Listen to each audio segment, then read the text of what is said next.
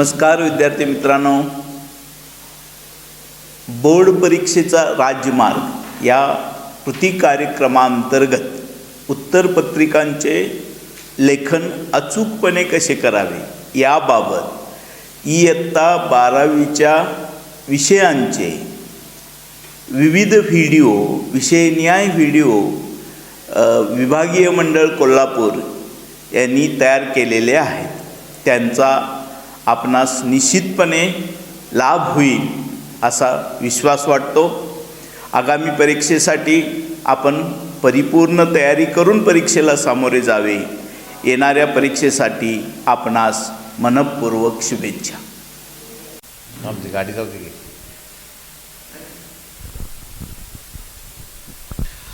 नमस्कार, मी प्रकाश सुतार.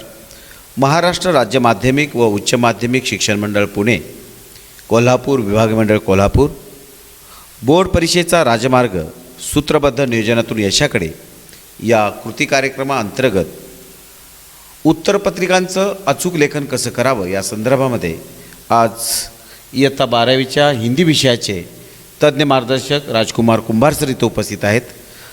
सर नमस्कार. नमस्ते. सर 80 मार्काचा हा पेपर आणि बऱ्याच वेळेला विद्यार्थ्यांच्या उत्तरपत्रिका सोडवत असताना एकच तक्रार असते की माझ्या वेळेत उत्तरपत्रिका सोडवून झाली नाही. तर या वेळेचं मार्गदर्शन आपण मुलांना करावं की कशा पद्धतीनं निर्धारित वेळेमध्ये आपल्याला उत्तरपत्रिका पूर्ण करता येईल. सर्वप्रथम विद्यार्थ्यांनी परीक्षा दालनामध्ये प्रसन्न मुद्रेनं त्या ठिकाणी जावावं. आपल्या बैठक क्रमांक जिथं आहे त्या ठिकाणी त्यांनी बसावे. बसल्यानंतर विद्यार्थ्यांनी त्या दिवशीचा जो पेपर आपला आहे त्या पेपरचं त्यांनी नियोजन अशा पद्धतीनं करावेत की हिंदीचा पेपर असेल तर तो 80 मार्काचा आहे आणि त्याच्यासाठी कालावधी जो आहे तो 3 तासाचा आहे. साधारणतः 180 मिनटं आहे. 180 मिनटाचा आहे. तर तुम्ही जर त्याचं कॅल्क्युलेशन केलं तर असं लक्षात येते की एका गुणांसाठी 2 मिनटं हा वेळ विद्यार्थ्यांना दिलेला असतो. म्हणजे साधारणतः 80 मार्कासाठी 160 मिनटं आपल्या मुलांना पुरेशी आहेत. आणि या पद्धतीने जर विद्यार्थ्यांनी वेळेचं नियोजन जर केलं तर त्या 3 तासामध्ये त्या विद्यार्थ्याची कृतीपत्रिका व्यवस्थित पूर्ण होते. वरचे जे 20 मिनटं शिल्लक राहिलेले आहेत तर विद्यार्थ्यांनी कृती दिलेले असतात, म्हणजेच धड्यावरचे उतारे दिलेले असतात, ते उतारे वाचण्यासाठी त्यांचा काही वेळ जातो. कवितेच्या काही ओळी दिलेल्या असतात त्या वाचण्यामध्ये त्यांचा वेळ जातो. आणि असं जर त्यांनी नियोजन केलं तर बरोबर 180 मिनटामध्ये त्या विद्यार्थ्यांचा पेपर हा पूर्ण कवर होतो. सर मला सांगा की साधारणतः प्रश्नपत्रिकेचं स्वरूप कसं असतं आणि त्या क्रमानेच आपल्याला उत्तरपत्रिका लिहावी लागणार आहे. तर या हिंदी विषयाच्या प्रश्नपत्रिकेच्या आराखड्याबद्दल, त्याच्या स्वरूपाबद्दल काय सांगाल. हिंदीची कृतीपत्रिका जी आहे तर ती 5 भागांच्या मध्ये विभाजित आहे. कृती 1 गद्य विभाग, कृती 2 पद्य विभाग, कृती 3 विशेष अध्ययन कनुप्रिया, चौथी कृती जी आहे व्यावहारिक हिंदी, अपठित आणि पारिभाषिक शब्दावली, आणि 5वी कृती जी आहे ती व्याकरणावरती आहे. तर विद्यार्थ्यांनी जर विभाग बघितलेत आणि त्या ठिकाणी त्यांना दिलेले जे गुण आहेत ते जर बघितलं आणि त्या पद्धतीनं जर त्यांनी वेळेचं नियोजन जर केलं तर विद्यार्थी काय करू शकतो की त्या वेळेमध्ये त्या कालावधीमध्ये ती कृतीपत्रिका तो विद्यार्थी व्यवस्थित सोडवू शकतो. आता एकंदरीत तुम्ही सांगितलं की 5 विभागामध्ये ही प्रश्नपत्रिका हे केलेली असते. तर मला सांगा की एक तर क्रमानं आपल्याला उत्तरप्रदेश झालं तर पहिल्या विभागाबद्दल आपण काय सांगाल. पहिला विभाग जो येतो कृतीपत्रिकेमधला तो आहे गद्य विभाग. तर या विभागामध्ये कृती अ जे आहे ते एकूण 6 धडे आहेत. त्या 6 पैकी कुठल्याही एका धड्यावरती काय केले जातात ते उतारे 2 किंवा 3 उतारे दिले जातात आणि त्याच्याखाली त्या विद्यार्थ्यांना आकलन कृती, शब्दसंपदा आणि अभिव्यक्ती कृती दिलेली असते. विद्यार्थ्यांनी वरील दिलेला उतारा जर काळजीपूर्वक वाचला तर खालील कृती सोडवणे त्याला अतिशय सोपे जाते. अर्थात हे करत असताना विद्यार्थ्यांनी खाली ज्या कृतींसाठी ज्या सूचना दिलेल्या आहेत त्या सूचना त्यांनी काळजीपूर्वक वाचायला म्हणजे सूचनेलाही तितकंच महत्त्व हा आहे सूचनेला उत्तराला. तितकंच महत्त्व आहे. जी. उदाहरण द्यायचं झालं तर त्याच्यामध्ये शब्दसंपदा ही कृती आहे. जी. शब्दसंपदा कृतीमध्ये लिंग बदली आहे, लिंग पेहचान आहे. त्या ठिकाणी तुम्हाला शब्द दिलेले असतात. तर विद्यार्थी नेमकं काय करतात की परीक्षेचा ताणतणाव त्यांच्या मनावरती असतो जी. आणि त्या ठिकाणी सूचना असते लिंग बदली आहे आणि मुलं काय करतात लिंग पेहचान म्हणजे लिंग ओळखतात जी. आणि येत असूनही मुलांचे त्या ठिकाणी गुण जातात. तर त्या ठिकाणी विद्यार्थ्यांनी थोडीशी ती खबरदारी जर घेतली तर त्या ठिकाणी त्यांना 2 मार्क्स निश्चितच म्हणजे उत्तरपत्रिका लिहिताना विद्यार्थी सूचनांचं नीट आकलन झालं पाहिजे आणि ते वाचलं पाहिजे व्यवस्थितपणे. ठीक. त्याच्यानंतरची जी कृती आहे ती स्वमत आहे. त्या ठिकाणी विद्यार्थ्यांना विषय दिलेला असतो आणि 40 ते 50 शब्दामध्ये विद्यार्थ्यांनी काय करायचं आहे त्या विषयाला अनुसरून त्या ठिकाणी त्यानं त्याचं स्वतःचं मत व्यक्त करायचं आहे. हे मत व्यक्त करत असताना विद्यार्थ्यानं सकारात्मक लिहिणे अतिशय आवश्यक आहे आणि ही कृती विद्यार्थ्यांना गुण मिळवून देणारी ही कृती आहे. अगदी. त्याचबरोबर या ठिकाणी लघुत्तरी प्रश्न आहेत. या कृतीमध्ये 3 प्रश्न दिले जातात. 3 पैकी 2 प्रश्नांची उत्तरं विद्यार्थ्यांना लिहायची आहेत.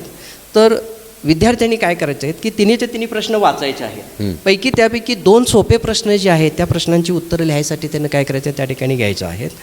उत्तरं लिहित असताना विद्यार्थ्यांना काय करायचे आहेत की पहिल्या पॅरेग्राफमध्ये त्यानं तो प्रश्न कुठल्या धड्यातील लेखकाचं नाव काय आणि संक्षिप्त त्या धड्याचा त्यानं सारांश जर त्या ठिकाणी जर लिहिला आणि नंतर दुसऱ्या पॅरेग्राफमध्ये जो प्रश्न तो लिहिणार आहे त्या प्रश्नाचं बिनचूक उत्तर लिहिलं तर त्या ठिकाणी त्याला 3 पैकी 3 हे गुण मिळतात. आता दुसरा जो पाठ्यांश आहे या संदर्भात थोडंसं सांगा. दुसरी कृती जी येते ती कवितेवरती येते. कवितेवर आणि मुलांना खरंच कवितेवरची प्रश्नाची उत्तर लिहायला थोडंसं अवघड वाटल्यासारखं होतं. तर ते अधिक सुलभतेनं कशी लिहिता येतील या संदर्भात काय सांगाल? तर विद्यार्थ्यांनी नियमित कविता आणि कवितेचा सारांश जी हा वाचला पाहिजे. कविता आणि कवितेचा सारांश जर विद्यार्थी नियमित वाचत गेला तर कवितेखालचे दिलेल्या ज्या कृती आहेत तर तो विद्यार्थी काय करू शकतो ती कृती व्यवस्थित सोडवू शकतो. आणि कवितेच्या ओळीमध्येच त्यांची काय आहेत उत्तरं आहेत. फक्त विद्यार्थ्यांनी खाली दिलेल्या ज्या सूचना आहेत त्या सूचना काळजीपूर्वक वाचणे आणि त्याची कृती पूर्ण करणे हे आवश्यक आहे. त्याच्यानंतरचे त्या ठिकाणी कृती ई जी आहे ई तर ती कृती जी आहेत की कुठली तरी एक कवितेचं नाव दिले जाते जी आणि त्या कवितेचं रसस्वादन कीजिए असा दीर्घोत्तरी प्रश्न असतो. रसस्वादन कीजिए त्या ठिकाणी तुम्हाला कविता दिलेली असते त्याच कवितेतील ओळी त्या ठिकाणी लिहिणे अपेक्षित आहे. जी आणि ते करत असताना त्या ठिकाणी जे 6 मार्काचा दीर्घोत्तरी प्रश्न जे आहे त्याचे विभाजन असं आहेत. तुम्ही रचनाकार का नाम ते लिहिलं तर 1 मार्क्स मिळणार. पसंत की पंक्ती लिहिला तर त्या ठिकाणी तुम्हाला 1 मार्क्स मिळणार. पसंत के कारण तीच काव्यपंक्ती तुम्हाला का पसंत पडली ते लिहिला तर 2 मार्क्स आहे. आणि त्या कवितेचे केंद्रीय संकल्पना काय आहे हे लिहिले की तिथं 2 मार्क्स. ही कृती जरी विद्यार्थ्यांना अवघड वाटत असली तरीसुद्धा विद्यार्थ्यांनी त्या ठिकाणी स्टेप बाय स्टेप विचार करून जर कृती सोडवली तर या ठिकाणी त्या विद्यार्थ्यांना काय केलं जातात मार्क्स मिळतात. अर्थात त्याला अथवा दीर्घोत्तरी रसग्रहण किंवा रसस्वादन की जे असा प्रश्न तिथं दीर्घोत्तरी 6 मार्काला विचारला जातो. विद्यार्थ्याने दोन्हीपैकी जास्त गुण देणारी कृती कुठली आहे ही पाहावी आणि जास्तीत जास्त गुण देणारी कृती सोडवलं तर त्या ठिकाणी त्यांना त्या ठिकाणी छान मार्क्स मिळतील. म्हणजे विद्यार्थ्यांनी नीट आकलन करून उत्तर लिहिण्याचा प्रयत्न हा केलाच पाहिजे असा तुमचा आग्रह आहे. म्हणजे थोडं का असेना पण त्याने लिहिलंच पाहिजे तर जेणेकरून त्याला थोडे थोडे मार्क मिळतील. पुढच्या कृतीबद्दल काय सांगाल? हां आता तिसरी कृती जी आहे विशेष अध्ययनासाठी डॉक्टर धर्मवीर भारती यांची कनुप्रिया ही कृती आहे. थोडंसं विद्यार्थ्यांच्या दृष्टीने ही कृती जी आहे ही त्यांना अवघड वाटते पण वारंवार सातत्यपूर्ण त्यांनी जर त्या कृतीचा अभ्यास जर केला तर त्यांना त्या ठिकाणी चांगले मार्क्स मिळू शकतात. विद्यार्थ्यांना अवघड वाटणारा त्याच्यातील घटक म्हणजे लघुत्तरी प्रश्न. या ठिकाणी विद्यार्थी प्रश्न लिहिताना गोंधळ करतात. मी विद्यार्थ्यांना असं सांगू इच्छितो की त्या कृतीवरती फक्त 2च प्रश्न आहेत आणि 2 प्रश्नांची तयारी जर त्या विद्यार्थ्यांनी चांगली केली जी. तर त्या ठिकाणी त्याला चांगले मार्क्स मिळू शकतात. 10 पैकी किमान 8-9 मार्क्स तर त्या विद्यार्थ्याला तिथं मिळतात. सर, तुमच्या ह्या दीर्घोत्तरीमध्ये लघोत्तरीमध्ये मुलांना 1-2 मार्क कमी पडतात, परंतु असा एक प्रश्न आहे की ज्याच्यामध्ये मुलांना आउट ऑफ मार्क मिळतात, म्हणजे तो म्हणजे व्याकरण. आणि व्याकरणामध्ये मुलांना अधिकाधिक म्हणजे पूर्ण मार्क मिळत असतात. तर या संदर्भामध्ये या व्याकरणविषयी काय सांगाल? व्याकरण विभाग हा तसा बघितला तर गणितासारखा आहे. बरोबर. विद्यार्थ्यांनी बिनचूक लिहिलं तर त्याला संपूर्ण पैकीच्या मार्क. पैकी मार्क्स जी. मिळणार आणि चुकीचं लिहिलं तर त्याचे गुण जातात. पूर्ण जातात. व्याकरणमध्ये काळ परिवर्तन कीजे असा प्रश्न आहे. हं. कंसामध्ये जी सूचना दिलेली आहे त्या सूचनेप्रमाणेच विद्यार्थ्याने काळ परिवर्तन करायचं आहे. आपल्या मनानुसार काळ परिवर्तन करायचं नाही. काही विद्यार्थी काय करतात, आपल्या मनानुसार काळ परिवर्तन करतात, ते अपेक्षित नाही. कंसामध्ये जी सूचना दिली त्या सूचनेप्रमाणे काळ परिवर्तन केलं म्हणजे एकंदरीत मला असं वाटतं की ग्रामर हा जो भाग आहे व्याकरणचा, तो व्याकरणचा सूचनांचं नीट आपल्याला आकलन झालं तरच आपल्याला इथं आउट ऑफ मार्क मिळतात. मला वाटतं एक 5वा कृतीचा भाग राहिला की 5व्या म्हणजे 4था.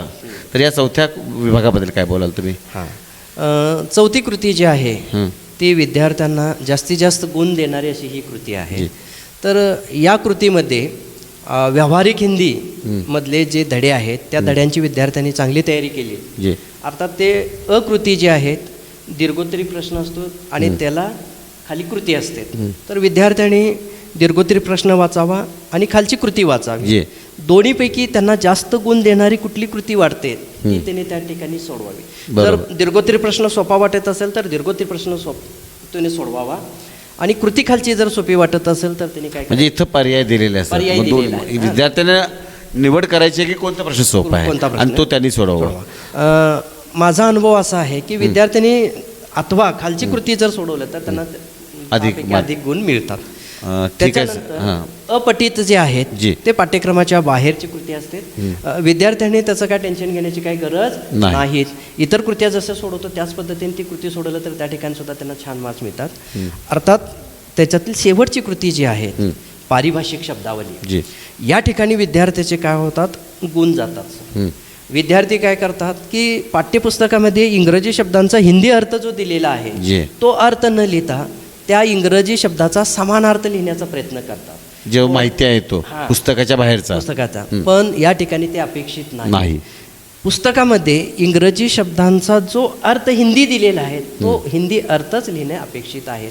असे जर कृती केले तर विद्यार्थ्यांना त्या ठिकाणी चांगले मार्क्स मिळू शकतात. सर, आज खरोखर अत्यंत सुंदर अशी माहिती 12वीच्या हिंदी विषयासंदर्भात आपण दिलीत आणि सर्व विद्यार्थ्यांचा एक आत्मविश्वास वाढवण्याचं काम आपण या निमित्ताने केलात. आपण आलात आणि सर्व विद्यार्थ्यांना मार्गदर्शन केलात त्याबद्दल बोर्डच्या वतीनं मी तुमचं मनपूर्वक आभार व्यक्त करतो. धन्यवाद. धन्यवाद.